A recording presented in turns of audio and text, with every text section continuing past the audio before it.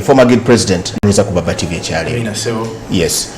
Nasembo kulabanga Makerere oye n'ekisancho nga bekyatambula.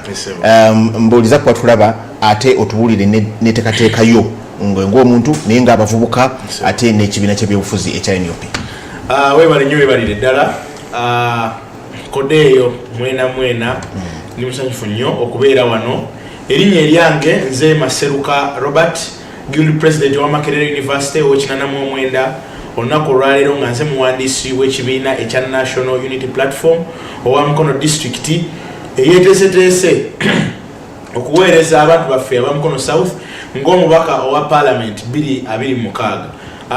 Nyongera okutumirako bannaggwanga mwenna abo abafunye ebirungi kutandika wiiki eno naye ate ntongera n'okusasira abo obaolya bitatambulidde bulungi mu wiiki eno eyakatandika.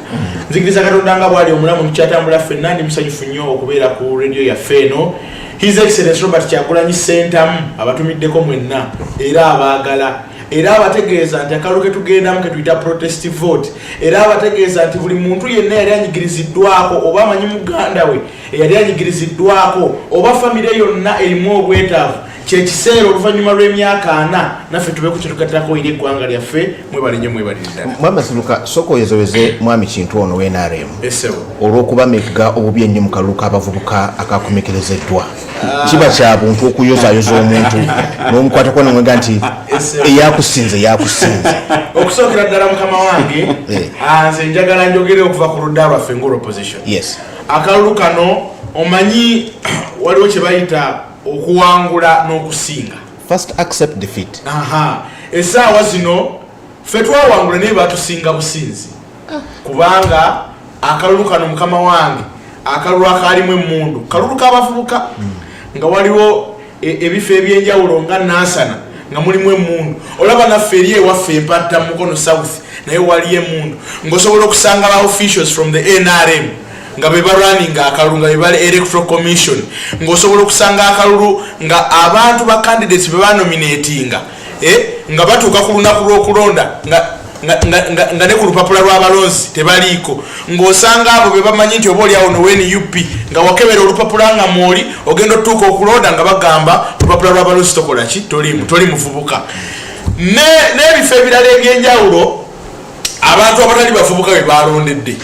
So naye wotunuulira performance yaffe within around this area the central twabadde tukoze bulungi naye abakulu bano ekyo kye bakoze mukama waffe era nkuyozaayoza batusinze businzi ffe twawangudde. So mu bufunze kati ebifaani yabitutte omanyi buli wokola ekintu nekivaayo mu mbeera etali ya demokrasiya embeera ey'empaka ewatali nti buli wowangula munno n'avaayo ng'aviriddeyo mu kwemulugunya twabirabye nawana ekawempe nga baana baffe bagenze ku nominations biki ebyavuddeyo. So at that point otuuka ekiseera wandyagadde okuyozaayoza munno naye nga buli wojjukira bye yakuyisizaamu ogamba inshallah batambule nga ebasazeewo okutambula. Ekisajja kikulu omusikamuko ku mukono kubanga era yakulesa akatuuyo ebali mukama waffe mwatulesa akatuuyo omukulaye kati ayagala mpiseewo naye nga kikulu nnyo kubanga wano wetulaga tetwetaaga kubeera na mbeera ya byabufuzi egenda faanana bwetyo. Waliwo abavubuka abavudde mu kalulu ako nga bakubiddwa bamenyeddwa abantu abavudde mu kalulu ako nga bali frustrated. Kakati omwana oyo jjukira agenda kubeerawo emyaka 4 okuva kati naye agenda tambula ne frustration eyo nti necessary nga I was nominated ngenda okutuuka okulonda nga siriiko oyo eggwanga osubira abaali tunuulidde atya era mbeera ki nga ruling government gyebeerese mu baana bano for the next 40 years ng'owuliranga ojja okubayita nti nze ndijajja w'abazzukulu oba abazzukulu bange omuzzukulu ono agenda muwuliza otya nga wamutaddeko eyo embeera n'okumufiriza obuleewo kyabadde alowooza wayinza okukattirako eri eggwanga lye. So mwami kintu eyo tukoonyeyeko kubanga mwami Masruka g'oli naye wano be bazzukulu bammwe era nga badduga nti jjajja abazzukulu abatu naye abazzukulu si basanyufu bagamba nti akalulu kano akabavubuka it was so bloody ate nga bagamba nti chaos yakoleddwa nnyo ab'ekibiina kya NRM. Where you subscribe? One ayagala okuyozaayoza naye emikono agireeta ate agandi n'obwayita kusikiramu n'abutwaliramu kati ekisookera ddala akalulu k'abavubuka tekalinga bululu bulala.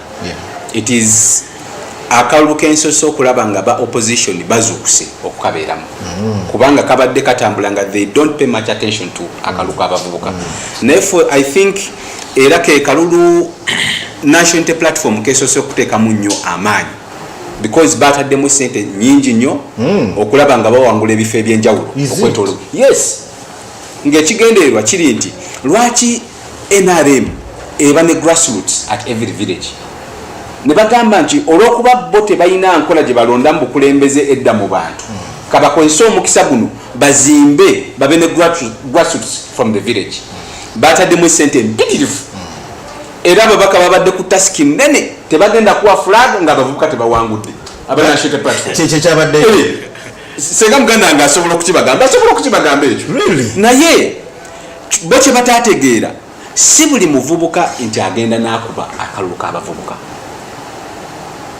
okuba akalulu k'abavubuka oba okukalonda oba okwesimbawo oteekeddwa okuba ng'oli ku National Electoral Commission Youth Register bali kyebadde tebamanyi bano tebakimanyi oli bw'abeera eri ng'ali ku piki yavuga ne bamuga akalulu k'abavubuka kaze alowooza agenda kujja buzagambe ndi muvubuka nga muri register taliimu ate kaliko ennambika nti wakati w'emyaka 18 ne wansi w'emyaka 30 that is from 18 to 29 years kati omuvubuka ono amanyi nti ali 30 above ate takuba kati kalulu kati challenge gye bafunye bo tebamanyi experience yakalulu kano bwe kafaanana it is the first time badde balowooza bwe bululungu obwa bulijjo ate ne beerabira kano kaluka mu mugongo nti ogenda kuŋŋaanya abavubuka abo ku kyalo kuweesimbye onoonye bajje bakusimbe mu mugongo nga naye bali mu register kati bano babadde bamanyidde ebintu by'okukyanga obululu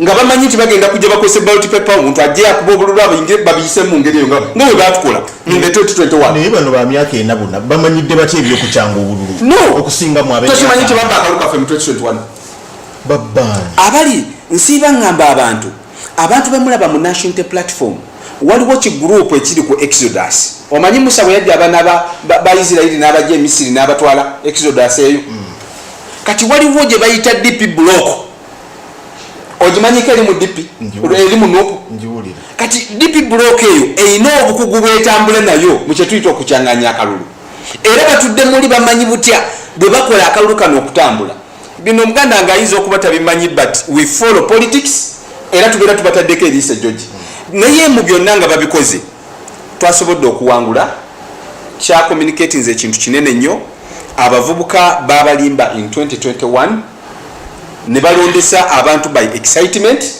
n'ebbanga libabaddewo nga batunda ne bagamba bano batugamba nga omusajja tagenda kulayira. Did you win fairly?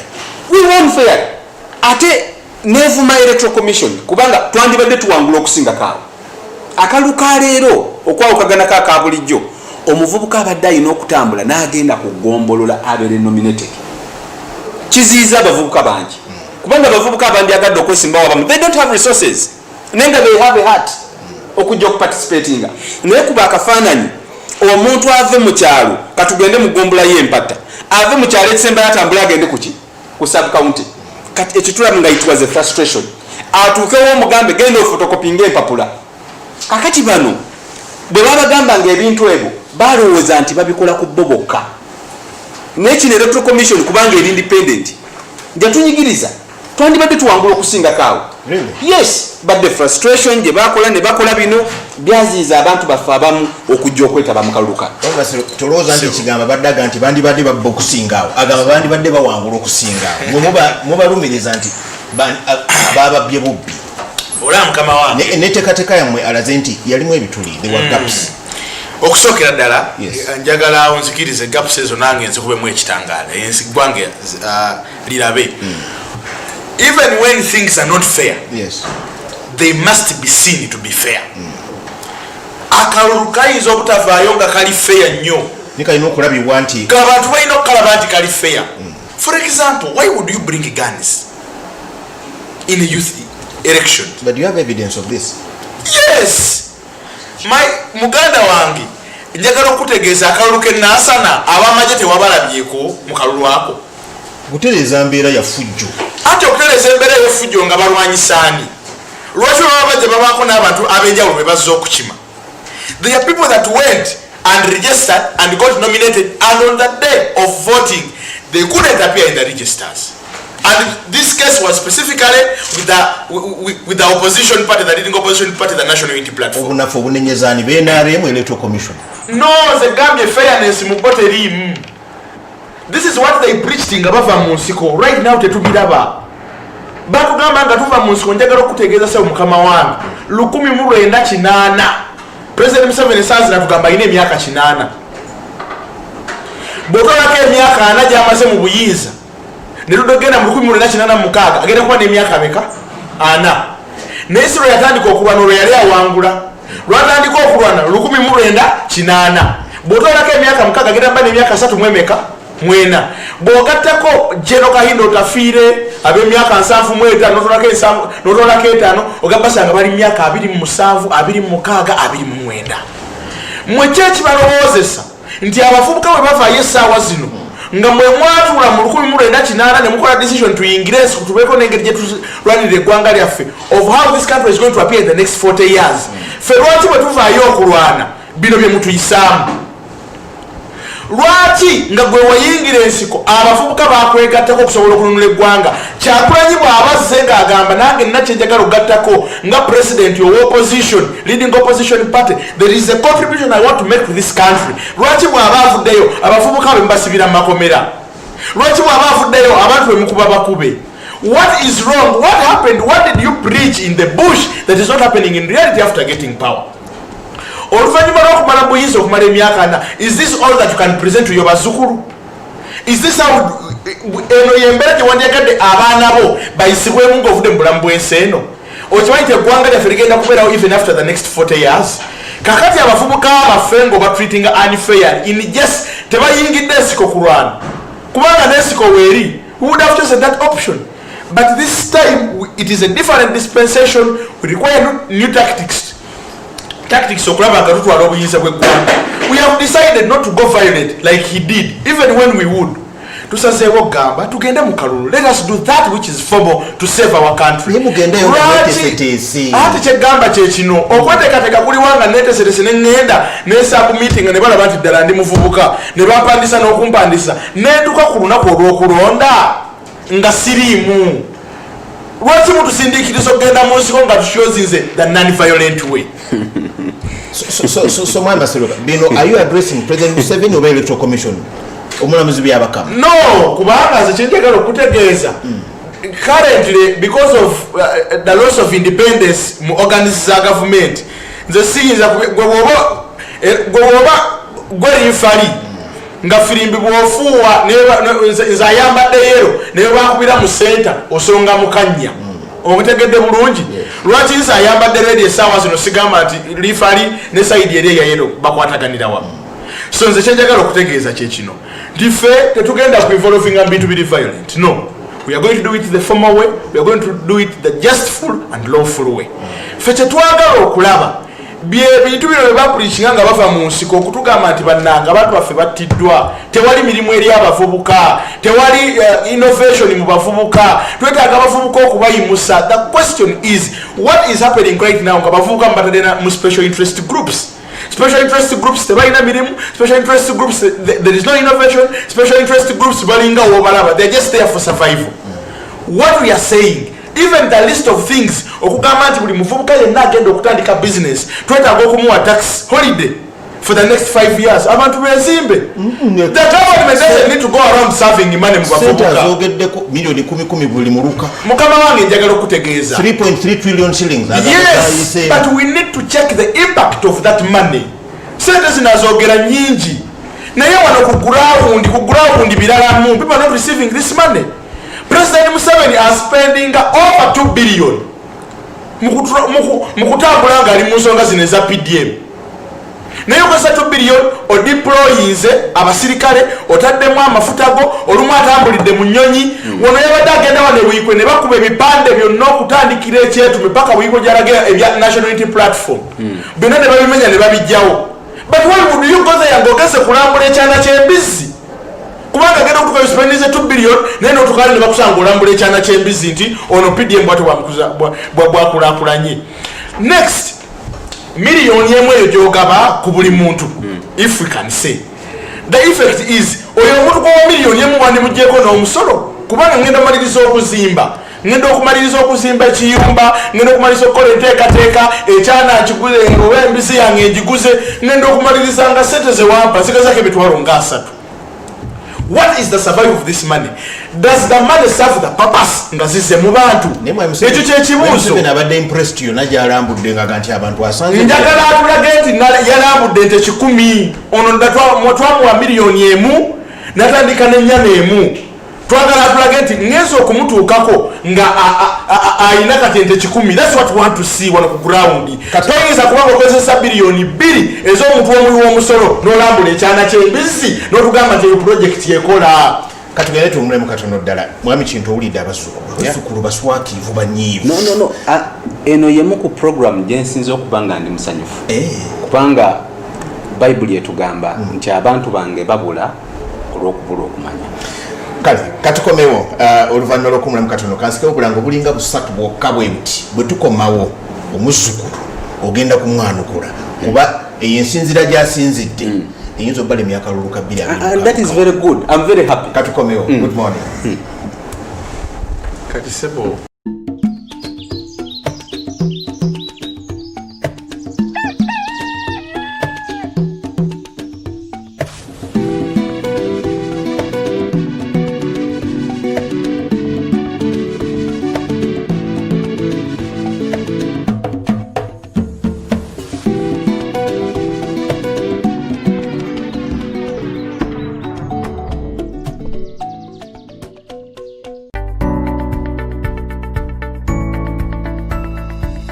Enoni Baba TV obusoga bulayire. Wait, where is my bag? Okumanyira tonjebera okubotya omwana wange. Ate nange kankubye. Mukyala, pack and go. Nkoye nyombo zammwe wano. Mwami atongoba. Pack and go. Dad, really? You too, pack and go. Visa ye y'okusoma yayitamu, passport yo pack and go. Pack and go kyekyokuda. Eno ye kampani ya Simbaland nga tukola ebintu eby'omulembe ate nga bya mutindo omuli ebintu ebya plastic ebiwangazi n'ebyo ebikozesebwa mu kuzimba n'okusiba amazzi nga zi pipe z'amazzi tulina eby'amasannyalaze eby'omulembe nga zi pass, juice blenders, ebyuma ebifumba omuceere n'ebirala. Tulina zi sanitary pads ez'omulembe, zi diapers ez'abato n'ez'abakulu era ng'ebintu byaffe bye tukola bisangibwa mu maduuka ne supermarkets ez'enjawulo okwetoloola eggwanga Uganda. Okumanya ebisingawo tukyalireko ku Ham Grounds Block E room number 148D mu maaso ga Mukono Arcade oba tukubireko ku noti 789 999 494 oba ku noti 705 888 858. Discover the difference at Lubega Institute of Nursing and Medical Sciences, where excellence meets compassion. Here, we provide personalized attention, innovative teaching methods, and a nurturing environment that encourages both academic and personal growth. Experience education that not only prepares you academically, but also molds you into a compassionate healthcare professional. At Lubega Institute, we believe in shaping resourceful, ethical professionals committed to community service. Our aim? To instill a sense of compassion, originality, and impartiality. Qualities that define our graduates as future leaders in healthcare. Join us and elevate your journey in the heartbeat of healthcare education. Lubega Institute of Nursing and Medical Sciences. Your path to success begins with us. You want to travel to USA, Canada, or Europe? Try Bantu Africa Travels for authentic visa consultation, processing, air ticketing, and airport transportation. We also provide car rentals, safari arrangements, mountain gorilla tours and travel, hotel reservations, and honeymoon to the Caribbean. We are located in Najanankumbi, opposite FDC office. For further information, visit www.bantusafaris.com. Bantu Africa Travels. Unforgettable experience.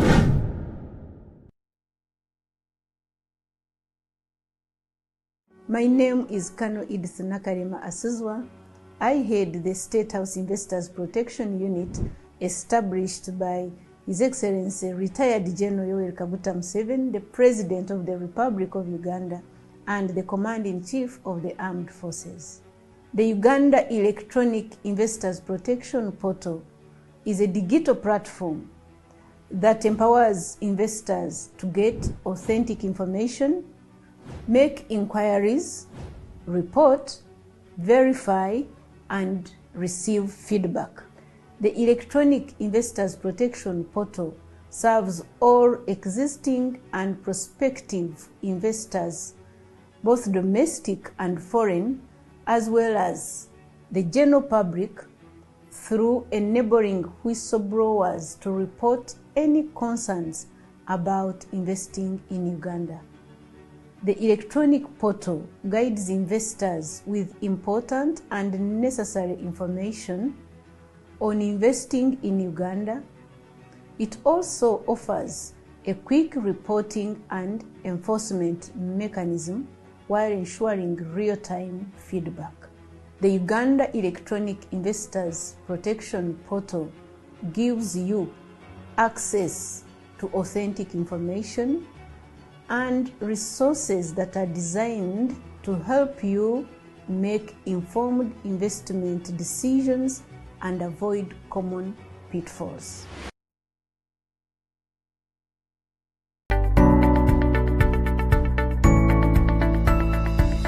Enoni Baba TV obusoga bulaire.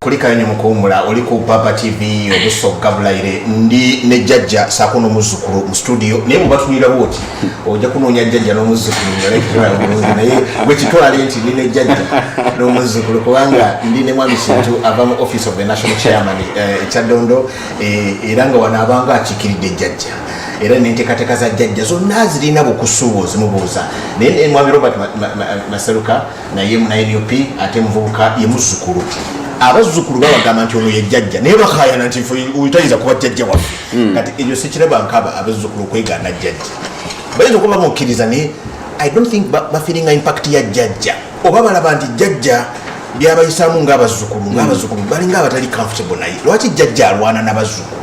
One, nakugambe wano nga tusiibula nti abantu Bayibuli Katonda atugamba abantu bange babula olw'okubula okumanya. Badduka ne bava Katonda because they don't know.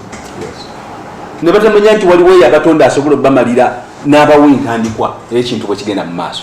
Now the generation Uganda ye kyasinze okuba yemu is one of the top 5 countries abalina generation y'abaana abato.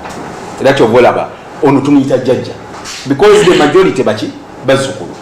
Naye bano agenze n'agaa nti akalulu bataddemu amagye bataddemu poliisi muzzukulu. Electoral Commission tesobola kukuba kalulu nga terina protection because they are neutral. I'm aggressive kubo, you are aggressive kubo. Nakugambye nze mukalu batunyigiriza nnyo kati ye agenda kuba atyanga ali safe ku polling station ng'akola omulimu. One, I know kubanga alinawo police. That is how the gun comes at the polling station. Tezize nti oba zize kukugumbula bantu. That is how the gun come at the polling station. Safety of the electoral officers and the safety of the polling area. Chechirete mundu ku polling station.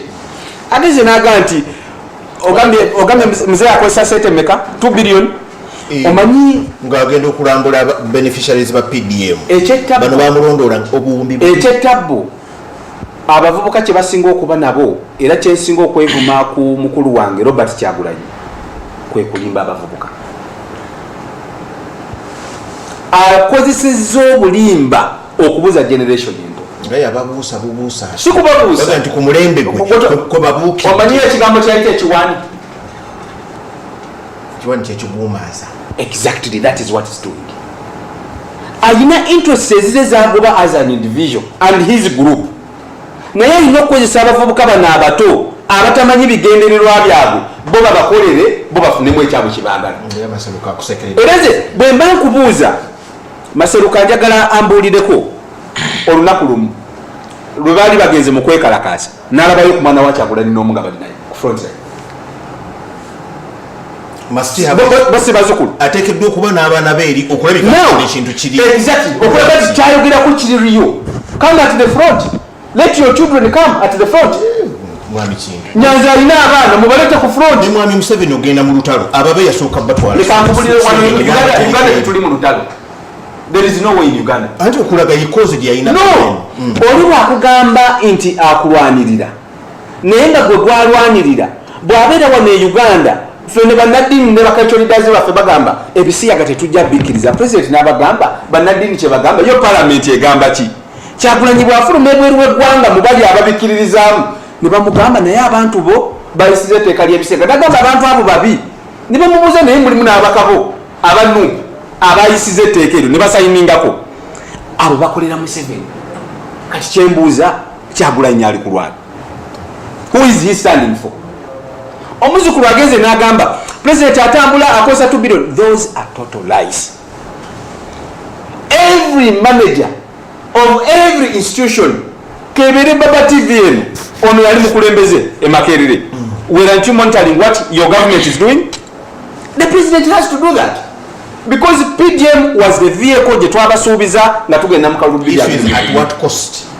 the issue is at what cost yes that is a deception that the president uses 2 billion president ne bwaba atambula afuba bufubi kufuna mazzi bantu banywa mazzi ki bambi era n'abakulembeze ba NRM bayomba bagamba naye no mobilization kije mutukozesa okocho obukadde mwendo kuŋŋaanya abantu bu president ajja yakubulira baspending esente mmekanga Kyagulanyi atambula fe tukocho obukadde mwenda okuŋŋaanya abantu abo okulaba nga bafunye ku kyokulya bafunye amazzi because this is a program of the government. Yes. Do you expect the president to come talk to people for 4 hours like banywedde mazzi osobola okubeerawo musajja tunayanywa ebunyi kwacupa katuzi do you expect that kakati president lwaki alondola sente zino nkugambe twakateeka mu 3.3 trillion. Do you know what 3.3 trillion means?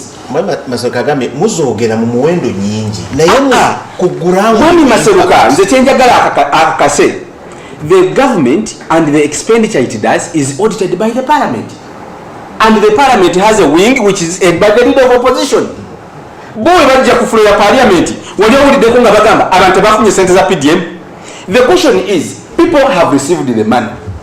President report jayagala kubanga is the chief consumer of intelligence bamwa report ena abantu bafunye na abantu bakoze bati naye ayagala okwetuukira ko nga chief manager of the state as the head of state as the head of the family of Uganda atuke yalabe mu report bye bampa bituufu obere wakanga mama kugamba bana bagenze ku ssomero abaana bayise naye nga gwasasula school fees ki olina obuvunaanyizibwa ogenda otuukako ne ku ssomero olabe abaana gye bali ddala basoma ye bwe baba basoma reports ze nga bazino bituufu ne ku ssomero ze bayina obuvunaanyizibwa bwa head kati ye alina okulambula era bw'atuuseyo alina gaps z'alabye okugeza bamuloopera ne bamugamba your excellency otugamba tufune akakadde naye sente zigenda okujjanga za bitundu nga batugamba kuliko bank charges nagamba ate bagatemako nti bank charges naga no government should take that cost government esasule bank charges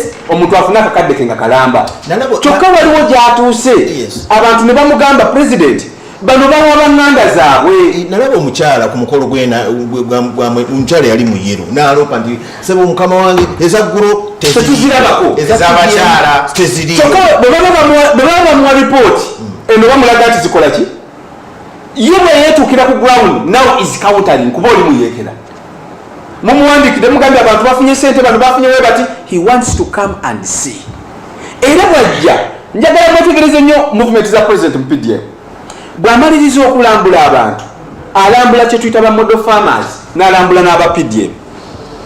Bamodo farmers beba abasajja kudde nga tebakozesa na sente za gavumenti abamu nga naye kyakulabirako mu kiki mu kitundu najja n'alambula nnyo kuwa PDM bw'amaliriza najja n'ayogera n'abantu bw'amaliriza naawe abakulembeze b'ekitundu omukisa okubasiikagana bo bamubuulire kiki ekigenda mu maaso omanyi lwaki abasiikagana kubanga abaimplementinga program ya PDM be bakozi ba gavumenti ba civil servants ne ba civil servants bano baba bakola oluusi bannabyabufuzi bano beemulugunya era bw'aba abasiikagana tasisinkagana nti asiikaganye bakulembeze ba NRM. He meets leaders in that area, political heads, be it NUP, be it FDC, be it ba DP. Bonna abasiikagana babuuza mwe program mugiraba mutya asobole okufuna feedback asobole okutalinga n'abanuku abasinkagana kuba he meets leaders.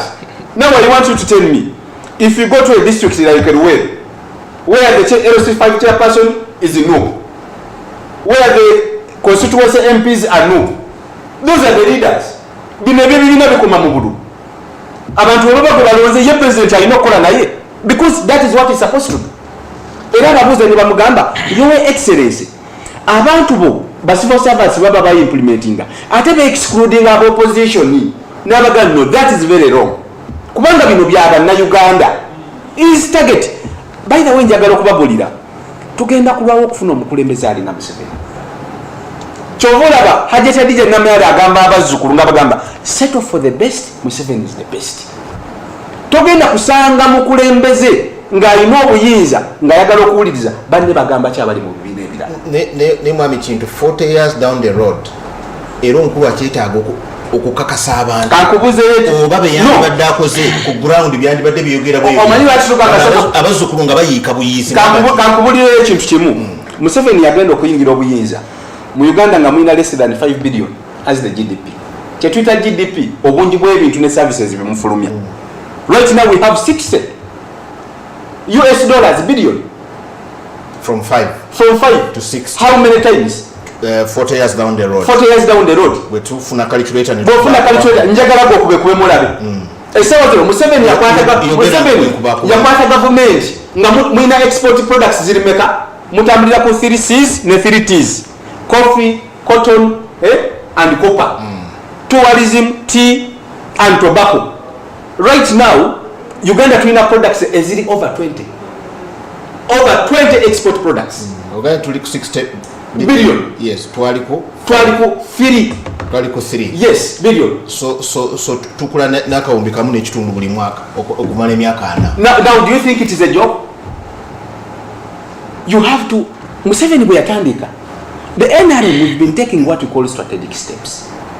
Museveni yajjanga nga abasaba obululu president waffe ng'abagamba ngenda kola enguudo za wano ngenda kola enguudo ne mutuuka n'okumuvuba omusajja aloza tulya nguudo. So lwaki abazzukulu bakyalina abazzukulu mwaba bagamba nti balina obunyiivu but we are in the bazzukulu and we know what they think. Basanyufu. We are in the bazzukulu, we know what they think. Abazzukulu ekyali kisinga okubatawaanya njagala okubuulira the biggest opposition ebadde to President Museveni has been the bazzukulu in NRM. And you know why? Bano abakulembera abali mu buyinza aba NRM befuga buli kimu ne baziba ekkubo abazzukulu nga balina ditaati okuva ku president jjajja waabwe nga tebamulaba jjajja waabwe tebatuusa amaloboozi gaabwe. Bano abali wano simanyi ba secretary general simanyi ba minister simanyi nga bamwefuza bamukolako olugo nga is completely detached from the population. Ekyamuteesaawo office ye ya national chairman n'agamba kambe ne chief muzzukulu n'amanya nti afunye ekkubo lye wakwataganira n'abaki si kwawula yawula kubanga constitution ya NRM emuwa obuyinza nga chairman n'amanya guno muwato era bw'ojja office of the national chairman ojja sanga yaba NUP ojja sanga yaba DP ojja sanga yaba NRM ekyambogo muyinawo n'aba NUP NUP gye bali mu office ya muye bali naye omanyi lwaki they are young people who are in national platform but they are supporters of Museveni because why they see what he's doing. Njagala kubuulira president yakwata eggwanga lino nga muyina obungi bw'enguudo za tamaka kilometers nga ziri 1000 naye nga kuzo kuliko 500 kilometers eziri mu proper state. Esawa zino mulimu 6000 plus. Museveni ebbanga lyakulemberedde. Museveni yakwata eggwanga lino ono omuzzukulu kyatamanyi ye bwakeera ku makya n'agamba njagala genda kulaba ku munnanga ali eggulu n'ava e Kampala n'atambula for just 3 hours n'atuuka eggulu. Then just 15 to 20 years ago people could walk for 3 days okuva eggulu okutuuka for 3 days. But why? The roads were very poor, there was instability. Yofere bazzukulu abali embaale nga batwala ennaku okujja e Kampala. Wano mu Uganda njagala okubulira, you can move border to border on tarmac, you can move border to border without any fear of intimidation of insecurity, you can move border to border nga tolina kweralikira konna. Awulira bino asobola okugamba balina kukola ki? Obuvunaanyizibwa bwe si kutukuuma, obuvunaanyizibwa bwe si kutukolera nguudo. Njagala ozze akafaananyi mu maka. Muzzukulu njagala otuka akafaananyi mu maka. Simanyi oba wazadde ku baana oba oyina amaka, naye bw'oba okyali waka nga waliwo taata mu maka, abaana mu maka bamanyi it is normal they have to eat, bamanyi it is normal they have to go to school. Naye bwe bongera okukula n'atandika okumanya bino taata byayitamu okuba n'amaka n'okugenda ku ssomero, waliwo kye basooka okukola. Omusajja ono mulimu lwazuukuka ekyo n'akaaba n'agamba ngenda kujja wafiiziza abaana. There is no person who is burdened like a President Museveni. Buli lwazuuka era ye ekyamulowoozesanga ng'agamba abaana ba NUP bano they just need to be taught. Ye balowooza mwami kintu nga njagala genda wa mwami Masaka emyaka 40 mukulu bw'abanga ali burdened azuuka ekiro n'akaabako n'okukaba. Hasn't he prepared people enough mu myaka ejaana gamba nti no, I cannot be burdened too much, naye kakati engulumiinze bano bakwatemu. Obuuziza ekibuuzo ekikyasinza okuba ekyamakulu. Museveni talina bagulumiinze. Kyagala okungamba Museveni ye minisita wa buli government institution ya ministry. Kyagala okungamba ideally is the minister because bana ba appointing okukwatira. No, let me tell you. Kyagala okungamba ba minister tebaliwo. I'm talking about the helm. Aleme kukeera ku mache kukaaba ku matumbi budde kaaba.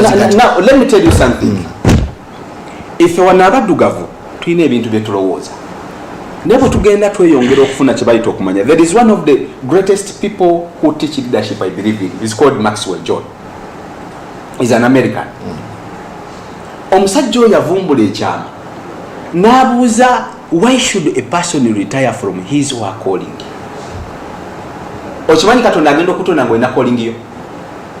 Omanyi waliwo akubuuza lwaki okyali mu mawulire naye gwe baddamu ki? Naye gwawundi gye tuteekawo tugamba abaagala okuvuganya Museveni mujje muvuganye Museveni, abaagala okuvuganya Museveni mujje mukole ki? Bavuganye. Okusalawo okuli bannayuganda abantu ba wansi bano boolaba pulezidenti balumirirwa bamanyi Museveni gy'abajje. Abantu ba wansi bano boolaba balumirirwa banene babadde bagamba gavumenti erimu obubbi, bano bagenda okuzika bannaabwe abafudde ne bafulumya obukadde 100 ne bateekayo obukadde 5 n'obuze kyenda mu butaano bwolaseewa be bano abanenya Museveni. Bano bagenda ne bagamba Museveni akola bino na bino, ogenda okuba kyekinga bye bakola. Ne Bayibuli etugamba ekkubo ly'omuvubuka liringa kkubo lya mpumu mu bbanga. They are always untraceable. Bw'ayogera wano ng'akugamba tugenda kukola kino gavumenti etukoze bwadde eyo ye mubbi asooka oyo muvubuka. Muzzukulu jjajja omuwulidde era akunyumidde jjajja ye bw'obeera ewuwe kuba akuzzayo kukubya emabega n'akulaga olugendo bwe lutambudde naye ng'akulabula ni mwana wange naawe bwoti bujja kubisanga.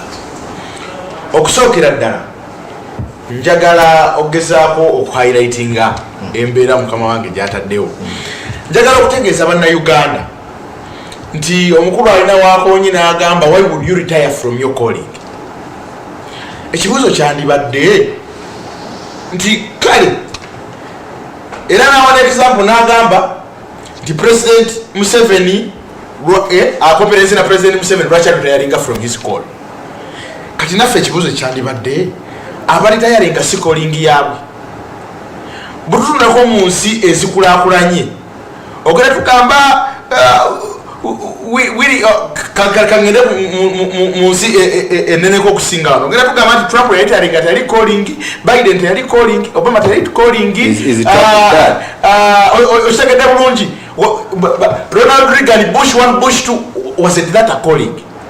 Ekikulu si kyakulemera ku buyinza era buli wotuukanga mu myaka mukama wange ng'owezesa emyaka 8 nga mu baana bo tolina gw'okuziza kugamba nti ono ajja kuba mulungi mu mbeera eya finance ono kamuterese sente nga mu baana bo tolina gw'osobola songako n'ogamba ono ajja kuba mulungi ajja kuba mukulembeze mulungi okukulembera banne nga sente okyakukuta nazo mu boots ku myaka 8 kubanga abaana bonna b'okuzizza tolina gwe weesiga kusobola kulaba nga sente zino tomuyigiriza na kuzibaakinga mu banka you not a leader era olina obba n'obweraliikirivu. Ekyokubiri mukama wange ffe kye tukooye kwe kubanga oluvannyuma lw'emyaka 4 okwata eggwanga erya 2-25-26 n'olikompeyalinga ne 1986 ensi ezikulakulanyeko okutuuka wano olunaku olwaleero twogera ku bisanja. What is Trump doing that Biden did? Atamanyi gy'avudde abamanyi gy'alaga. What is Biden doing that Obama didn't do? Oba otegedde bulungi tukompeyalinga bisanja by'abantu. The question is ffe togenda kwata ggwanga lyaffe nga n'okuzaalibwa twali tetunnazaalibwa mu 1986 otugambe nti population yaffe yali around 15 million, right now we have 46. Togenda gamba nti GDP yali ku 3 billion, right now we have 60. Ffe twagala okompeyalinga eggwanga lyaffe ne what has been in your tenure for the last 5-10 years. Also addressing eggwanga presidential address as stipulated by the constitution also kwogerako eri eggwanga mu kifo kyetugamba nti the last time I addressed you this was the GDP gwetugamba when I had come to power. Ffe tetubimanyi. We don't know that. You don't care about the history? We care about the history, but we don't know. Tetwagala President Museveni abeerenga talina ba competitor. We don't want him to compare our country with when Idi Amin was president. No. When you have been in power for the last 40 years, over the years of emyaka 4, tubulire eggwanga libadde in the last 10 years of your tenure. Tutusaayo tukimanyi eggwanga gwe kennyini wali ofudde musiko nga wakalwana embeera yali mbi abantu bafudde population ntini GDP eri wansi economy edobonkanye social life political life y'abantu ekakanye eggwanga liri mu anarchy. You want to compare a stable country wano wetutuuse tuli mu 2026 as I can say tuli mu 2026 kuba wetulaga oyagala kutusaayo emyaka 4 nga wali wakafuluma ensiko. Is that a fair comparison? Is that a fair juxtapositioning of the two? Nti ogenda kukwata eggwanga nga bwe lyali emyaka 4 emabega oli comparing na wano lwaki totubuulira emyaka 5 emabega what has happened? Is it the time to talk about the roads ng'okomparinga n'enguudo ez'emyaka 4 emabega? Is it the time to compare hospitals amalwaliro agali mu ggwanga lyaffe n'amalwaliro ge wasangawo nga wakafa mu nsiko? Is it right to compare job opportunities myaka 4 emabega n'obudde buno bwe tuyina? Why don't you sit down as a government mutugambe nti emyaka 5 lwe nasembayo kuba addressing in the presidential address this was happening in the country and after these 5 years this is what we have because the tenure is 5 years temutuzaayo myaka 4. We are interested in the political and history of our country, but you are not going to compare our economy and how it has come to this level where we are.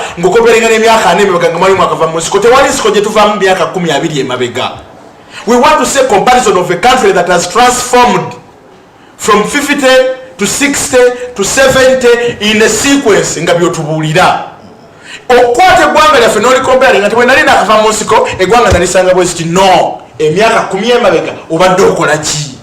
Totuzaayo eri kubanga neri gwe wajja akola eggwanga lyali tuva mu nsi tuva kulwana. That is what we want on table. N'ekirala njagala okutegeeza mukama wange ffe tetuli bakayufu nti tuzze kubaako omuntu yena gwe tulwana naye naye twagala bino ebintu mukama wange aganye kubikkiriza. Statistics sente zayogerako nnene nnyo. Gumanyi kitegeeza nga bakainvestinga 3 trillion mu project empata gye bali abafu. Njagala okutegeeza mukama wange bw'oba okyasobola okuba olukuŋŋaana nga president w'eggwanga as a head of state n'ofuna omukyala ng'ali mu uniform ye yayero n'agamba fene ez'abakyala tezituukanga. Now you need to understand nti waliwo bangi abatasobola kutuuka kazindaala ako naye ng'ekiri wansi kitokota. Imagine bantu bameka batasobola kukwata kazindaala ako kunnyonnyola president biki ddala ebiri si wonna wonna in the PDM naye nga bali wansi awo akazindaalo tebasobodde kaccessinga.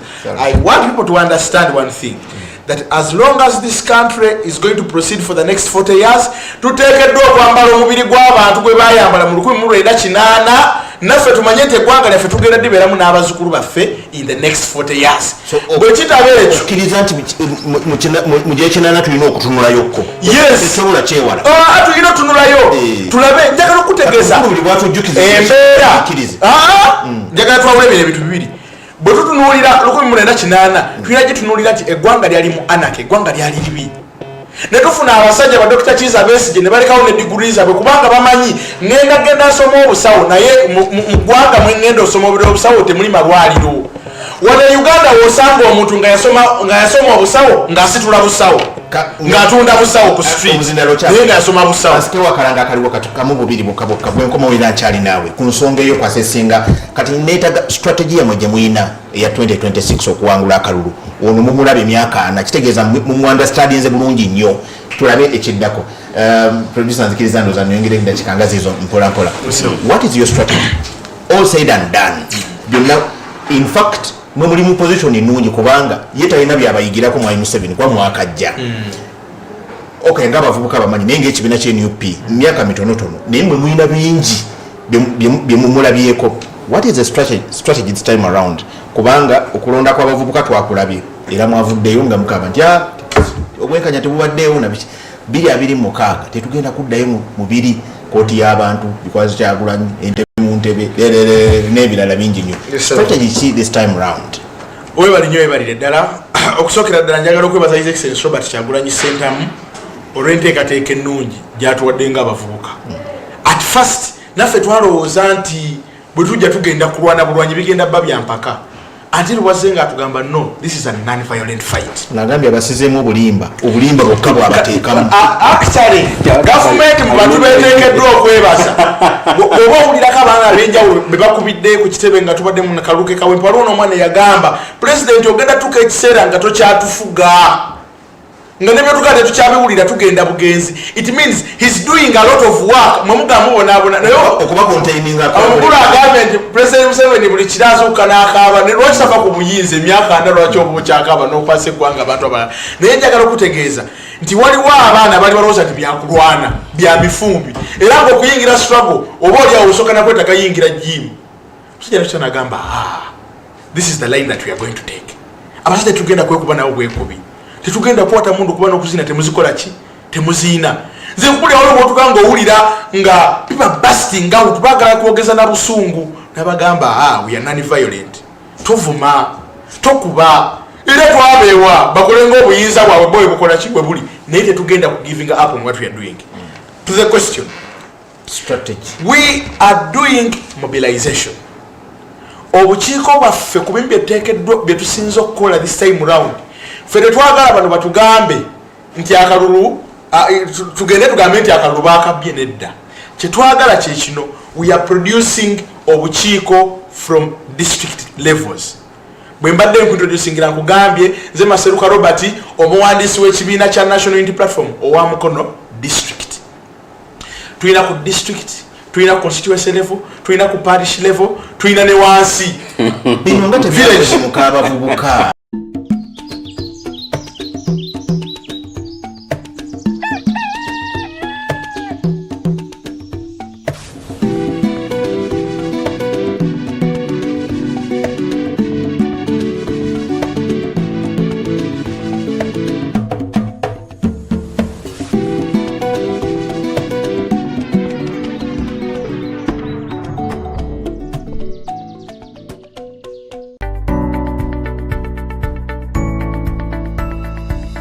Enoni Baba TV obusoga bulayire.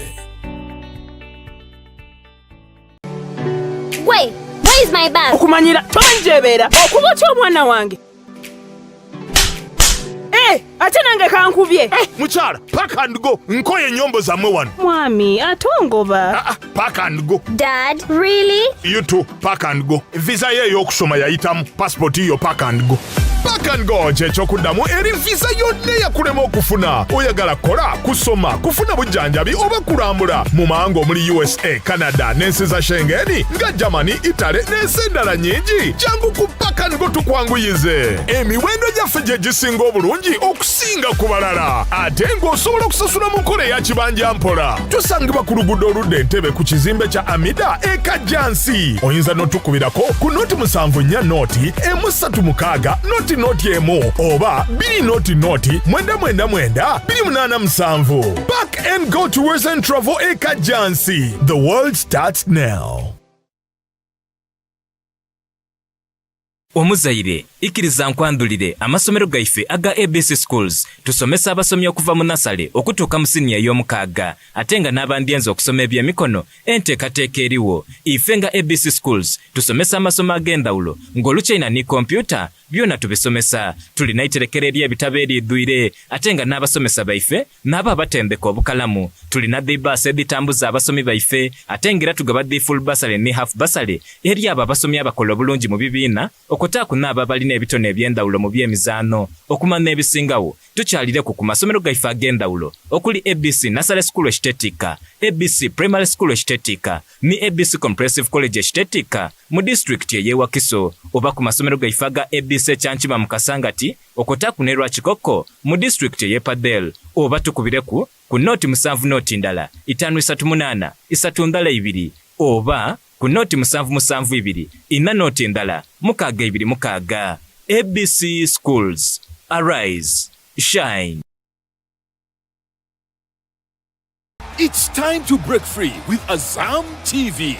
Grab yourself a full kit at 80,000 shillings or an Azam decoder at 40,000 shillings. Experience the thrill of every goal in La Liga, Italian Serie A, German Bundesliga, and the excitement of live sports action from the Saudi Pro League and Carabao Cup on Azam Plus and Play Package in HD. Your favorite China Uganda movies on Chamuka TV on Azam Pure for just 13,000 shillings monthly. Unlock a world of sports and entertainment with Azam TV, the most affordable pay TV around. Visit any of our agents or call 0312 308 900 for more details. Azam TV, entertainment for everybody.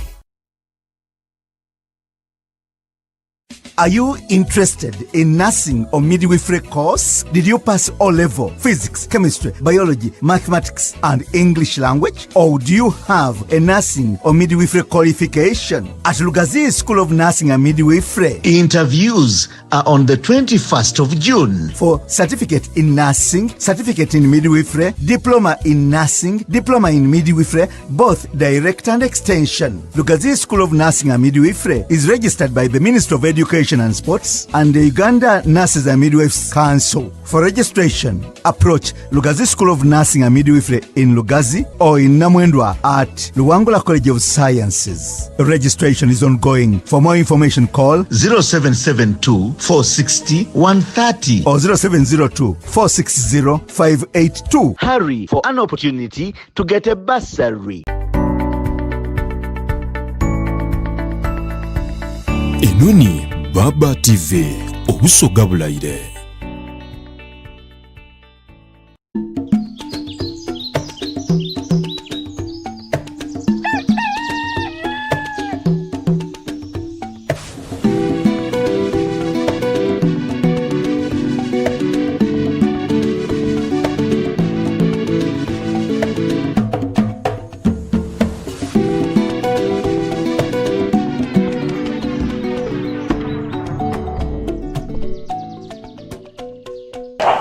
Kale kulikayo nnyo mukomulako akatuuyo katuyiseeseemuko ebyobufuzi bya Uganda bw'oba onoobitolontoka si byakubeera awo nga akatuuyo kalina okuyitamuko naye kyebayita okwagala obuyinza akatuuyo kalina okuyitamu kyebayita okwagala obuyinza bw'okukulembera bannayuganda obukadde 40 mu buubwo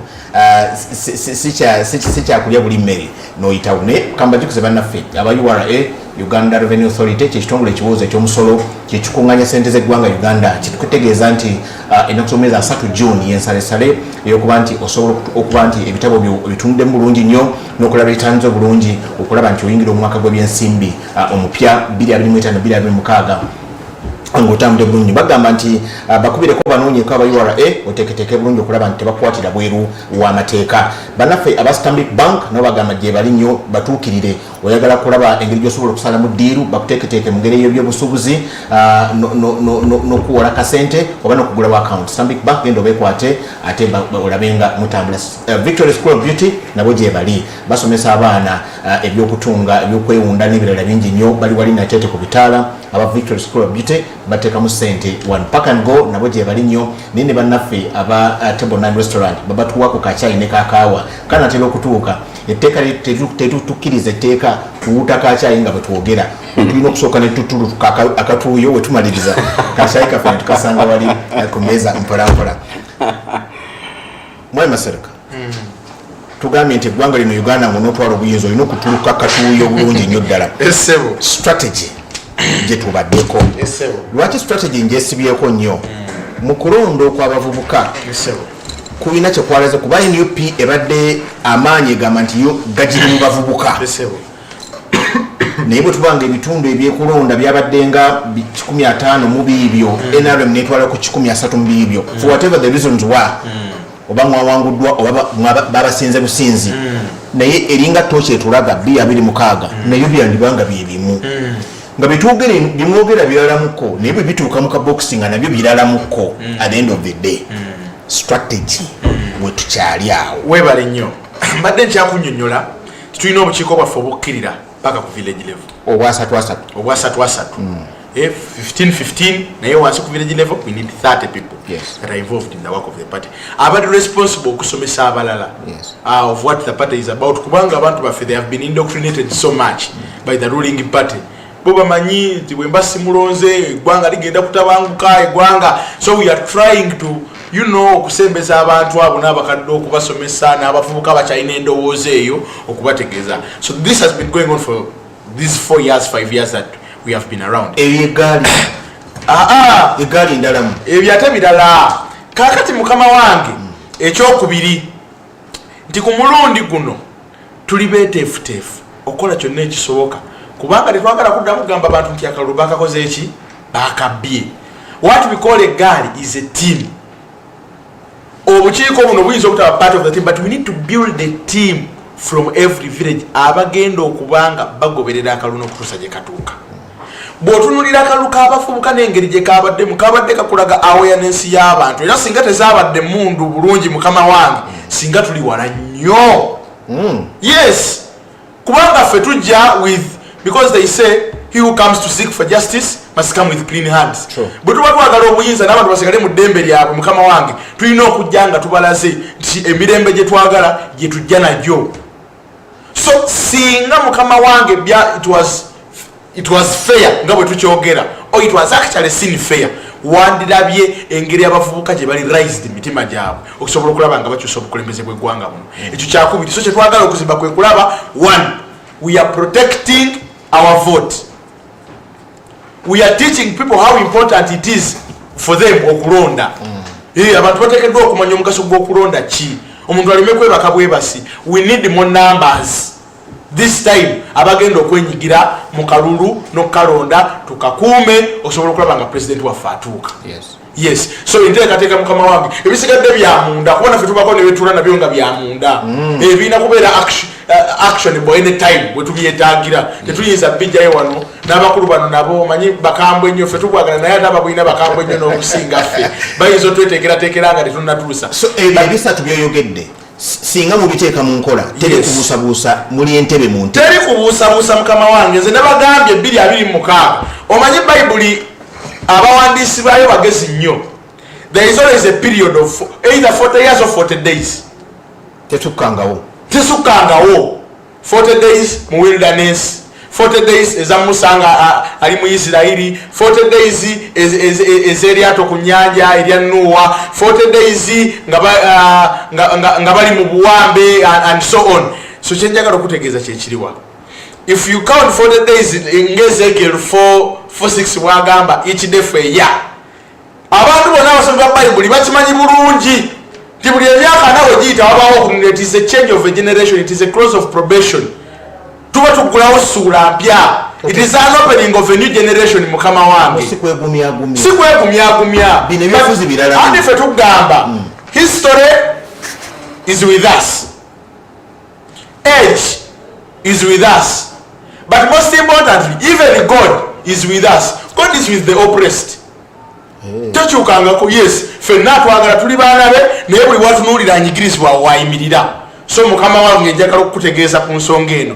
After a period of 40 years, youths such as those who stood in the 1980s okupulaninga eggwanga nga bwe ligenda okuba, we carry the same spirit and cause ku mulundi guno.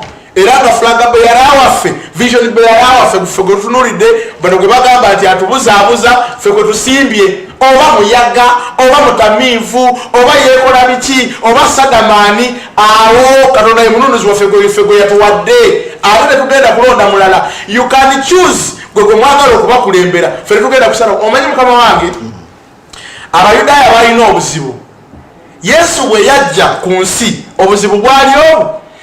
Balina image ya Yesu bwalina okufaanana eri alina obbanunula, era basingana obuzibu bunene olw'okuba baali mu kulwanyisa Abaroma bano nga bali mu buwambe. Balowooza Yesu agenda kujja nga yeetonya amaganzi, yeetaddeko cepe, yeetaddeko ki ajja abanunule. Munaye bwe yajja nga atandika obbagamba omusizi oli n'asiga ensigo, ne bagamba nayo n'obwatusindikidde Yesu ki okujja okutununula. Feno generation tetugenda kusalawo mukulembeze eki agenda kutukulembera basing on what people know who a leader should be. For yo gwetwagala mutamiivu ffe gwetwagala, sadaman ffe gwetwagala, ffe tusaseewo abantu avuddeyo n'azibula amaaso gaffe okusobola okulaba nga tubako kitugusa eri eggwanga lyaffe. Mukama waffe okwo gwetufiira. We are going to do all it takes in our works, blessed by God, tusobole okulaba nga omulimu guno gogguka. Ekirala mukama wange njagala okukutegeeza, ne president yatudde kati atukulembera okumala emyaka meka? Ana jajja bwe yali mu nsiko batabanye bwe yamuyitanga mu scoutu. Oyo mu scoutu n'amugamba n'omugamba, you leave that scout, he's excited young man in the bush. The vision of what the sitting president had then ye yamuyamba n'okufuna banna abalala okusobola okulaba nga bafrontinga omulimu guno. We don't care what you call us, awe twatuuse tetufuddeeyo, amanya gonna mugatuyise, tuli batamiivu, tuli basiyazi, tuli byonna mubituyise. Yes, let it be. But as long as we have a vision of what our country is going to be in the next 40 years, wetuli temugenda kutujjawo. Yes, we are not backing down on the process of liberating this country. We don't care what it takes, but that we shall. Olaba namwe mwaguma ne babavuma ne babakuba, tubaddeko okumala emyaka 4, ne Idi Amin baaliwo, ne Bobote baaliwo, baani bonna babaddewo, Bote 1 n'akomawo n'ogwokubiri n'afuuka Bote 2, bonna bazze babeerawo, naye Mukama wange obudde buba butuuse. Teri agenda kuggala mulimu gwa kulaba nga tulibaleetinga eggwanga lyaffe. Mami Kintu, carry the message back home to the office of the national chairman nti abavubuka biralamu. Now Mwami Masruka omuwulidde biralamu. Njagala okubuuzayo ekintu. Ofunye n'omukisa nti kati otudde naye wano n'omuwuliriza n'omulaba bw'awanda omuliro n'obuswakiivu bw'alina. Njagala okubuulira. Might be different script this time around 2026. There is no show I am very happy to have attended like this show. Kubanga lwaki? Njagala nnyo okuwulira abazzukulu bwe tugezaako okwenkana okulireetinga. How do they think? How do they see things? No, we know because I engage, but I want to see these ones in the leadership. Yes. How do they think? Yes. Because I always see Mufumiro, Lubongoya. These are the people we keep on interacting with, and I know this is how they think. No, nkugamba bwembeera betera okusikagana nabo on shows. How they think. But I'm very happy. I'm seeing a different picture from what their leaders have. Kati njagala okumubuulira has impressed you. Bible etugamba bwe nali omuto nalowoozanga nga ki omuto naye bwe nakula nemanya nti ebintu biki biralamu. At every level people have how they think, how things they see them. Nakugambye ekintu kimu, omwana akeera ku makye nagamba otambuza na bigere ogenda okukola. Omwana nakugamba dadi I need KFC. Kubanga yalowooza ngati ng'omuto. Mwami Kintu katono nnyo akujjukiza nti Mwami Museveni mu biseera by'ekinaana ng'ali mu myaka gyabwe bw'ati bwe yali. Njagala okulaga Museveni gwayogerako. Museveni started fighting as early as 70s. era nza kumuwa bamwanda mining nga ebiseera ebyo nti baba batuyiriza scout. How do you call a person who was a military leader and you call him a scout? Those are just provocative statements kubali. Obote boya muganda no, deception kyagulanyi gwakola. The deception bali gwe bakozesa. There is deception. Chenjagala okubulira kintu kimu. He has asked me, abuziza, he would like to see Museveni comparing what has done the last year or the 5 years. So say and the question, my question is, bwemubanga mwagala okutegeera obukulembeze butambula, at every state of the nation address, at every budget reading, the president gives an accountability for what has happened the previous year. Because he gives that accountability for what has happened the previous year. Bano tebakyayagala kumanya. Kati president ina kyo bagamba. Katonda kyatugamba senga abantu tebakyayagala kumanya. Omanya amateeka gatufugaga Musa. Gayitani. Oli mukristaayo oli musiraamu. Ndi musiraamu. Edini gyokkirizaamu omanye ebbanga lyemaze. Mugenda myaka emeka. Tuli mu 12 kati. Bikadde nnyo tobyetaaga oba bikuyamba. Ebimu nkyabigenderako kati. Bayina amaaso. Bayina amatu. Tebawulira. This is the group. The Uganda we are talking about today, and even is laughing, I'm happy. Is now starting to see. Bimunyumira. Kubanga omanyi kristo bwe yabanga asomesa yajjanga n'abagamba nti mu kiseera bwe kiti kigenda ko naye begamba kiriba kitya. How is it going to happen? But when their eyes open ne balaba akamwenyu mwenyu, malayika yagamba Sara namugamba nti ogenda kufuna olubuto. Sara n'aseka n'agamba nze akubye emyaka 6 plus olubuto ngenda kulujjawa. Bwe yaseka malayika namuga tokkiriza Mukama Katondawo. Naye era bwe yajja teyakkiriza okutuusa nga alabyeko n'agamba kyekino Mukama Katonda kyasuubiza.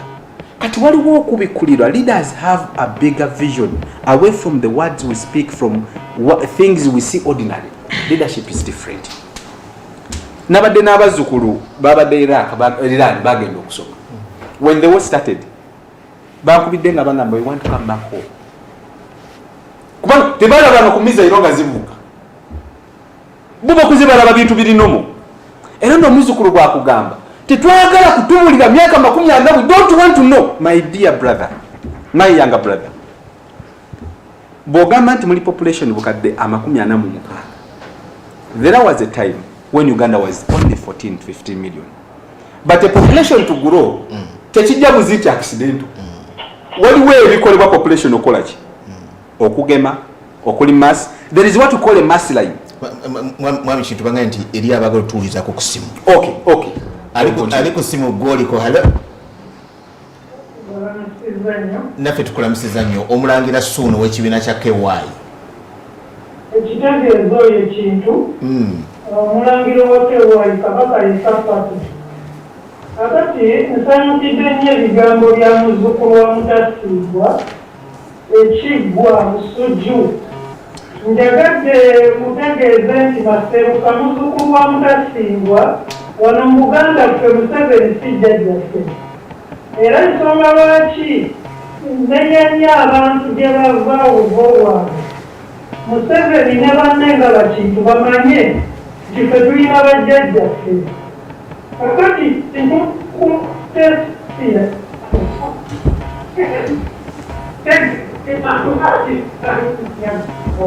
kakati ku mulamwa njagala mbategeeze kintu wano mu Buganda omuntu anaawa Kabaka ekitiibwa era n'ategeera n'obwakabaka bwa Buganda yagenda okuyaka Lukawa galiyo ku kifo ofisi yammwe kibagambe mwami Kibiranga Obuganda ye leading political center wano mu Uganda.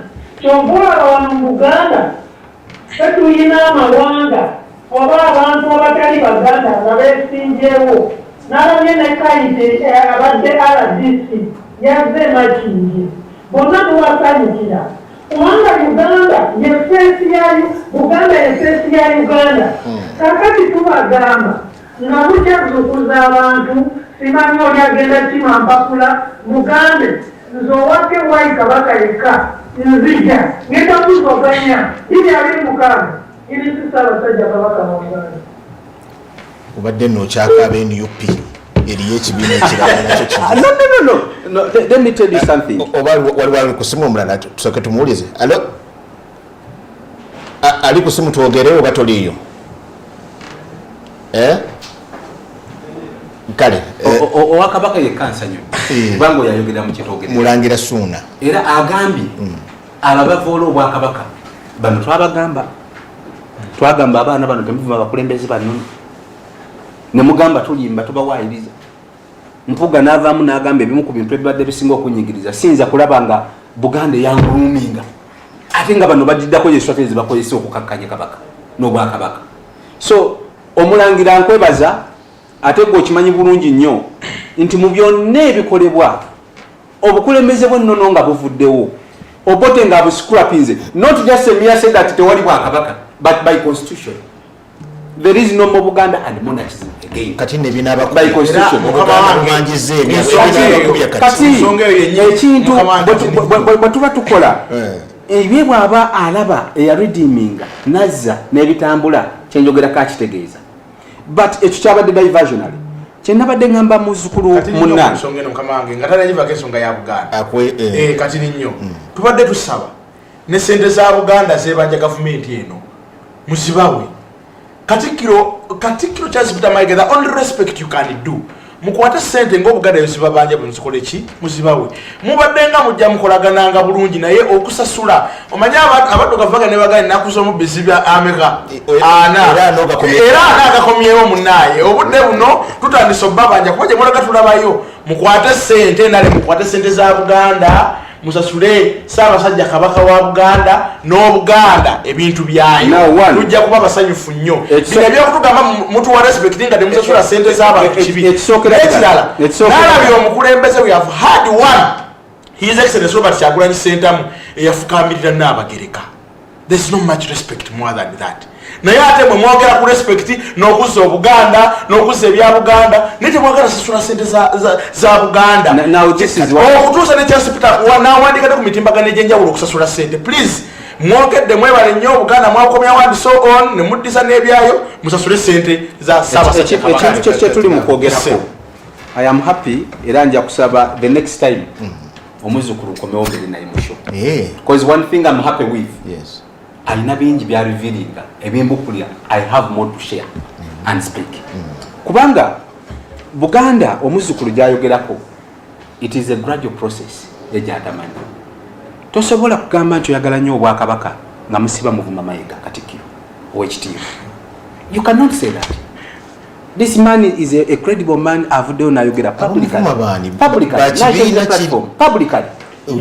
oli munnamawulire saagala weebuzeebuze oli munnamawulire towulirangako Katikkiro ng'ajjanga akugamba nti abantu bano ekisinga okubaviirako obuzibu nange bwe baava mu kalulu baŋŋamba nangirire tewakiwulira wakiwulira wait the Katikkiro was very clear saagala mubuzeebuze bintu but regardless